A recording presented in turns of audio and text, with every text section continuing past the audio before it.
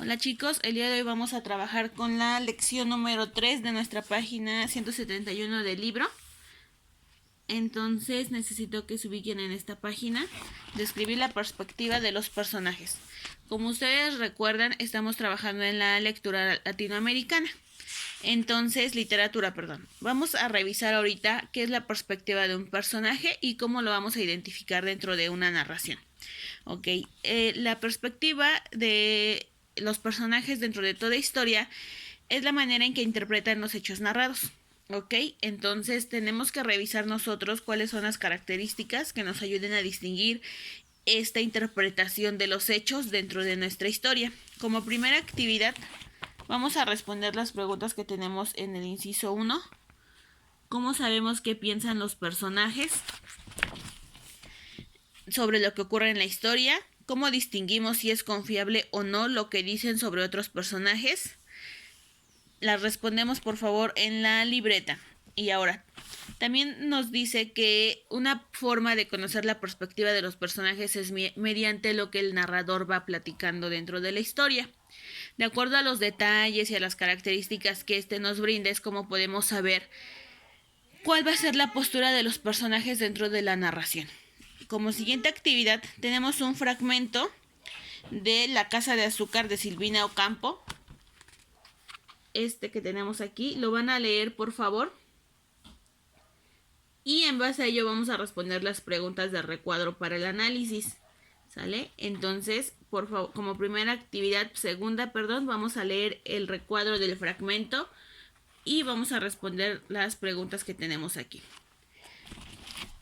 Vamos a continuar con el inciso B y C y tenemos una serie de preguntas sobre la lectura anterior que nos van a ayudar a darnos detalles para lograr identificar la perspectiva de los personajes que tenemos aquí, tanto de Cristina como del narrador. ¿Sale? Entonces las responden también por favor en su libreta.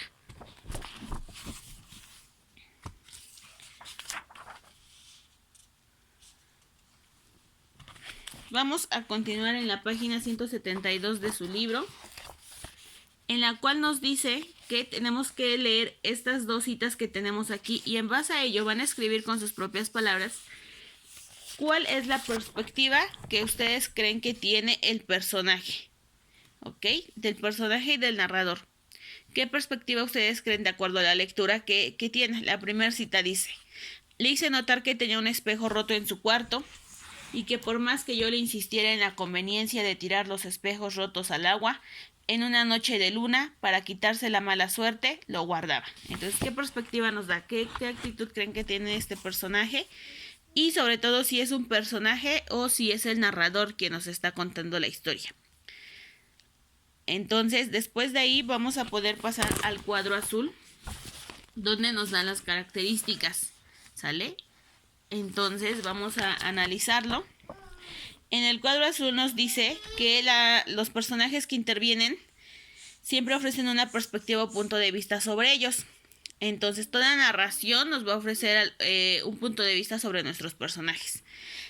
Y también nos dice que las situaciones o los lugares y todos los personajes que los rodean nos ayudan a darnos detalles para conocer más la personalidad del mismo.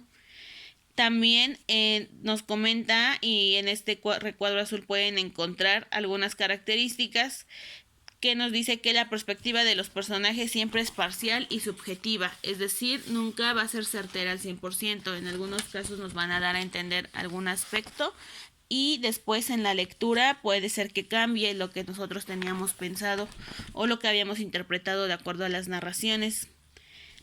Entonces necesitamos también saber que la valoración de los personajes no solamente depende de la voz narrativa de nuestra narración, sino también sobre su conocimiento sobre la situación, sobre su participación, su posición social, y como características principales también cuentan sus rasgos físicos, psicológicos y sus rasgos sociales que nos dan en la lectura.